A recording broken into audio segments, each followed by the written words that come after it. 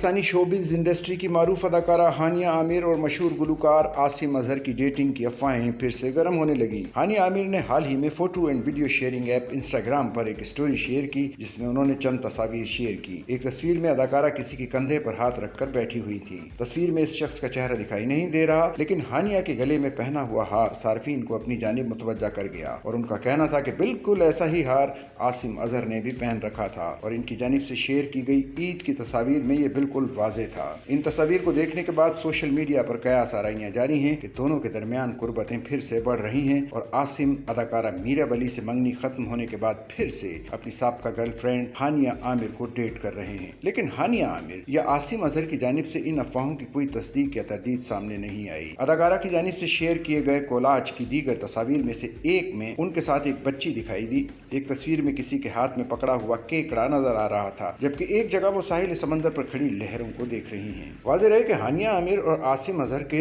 दोबारा ताल्लुकात की अफवाहों की शुरुआत 22 जून की रात फिल्म सरदारजी 3 का ट्रेलर रिलीज होने के बाद हुई, जब आसिम अजहर ने दिलजीत दोसांझ के इंस्टाग्राम पर शेयर होने वाले इस ट्रेलर को लाइक किया, जो हानिया आमिर और आसिम अजहर की जोड़ी को पसंद करने वालों की तवज्जो समेट गया। इसके बाद आसिम अजहर एक वीडियो में पीले रंग की कैप पहने नजर आए, जिसके बाद अदाकारा हानिया आमिर ने भी इसी रंग और ब्रांड की कैप पहने एक स्टोरी इंस्टाग्राम पर पोस्ट की, जिसने उनकी दोनों की डेटिंग की अफवाहों को हवा दी। याद रहे कि हानिया और आसिम 2019 में एक दूसरे के साथ करीबी ताल्लुकात में थे। सोशल मीडिया पर आए रोज दोनों की रोमानवी तस्वीर भी गर्दिश करती रहीं और मद्दाहों ने मान लिया था दोनों जल्द ही शादी करने वाले हैं। लेकिन 2020 में उनका ब्रेकअप हो गया था, जिसके बाद आसिम ने मीरा बली से मंगनी कर ली थी, जो अब खत्म हो चुकी है।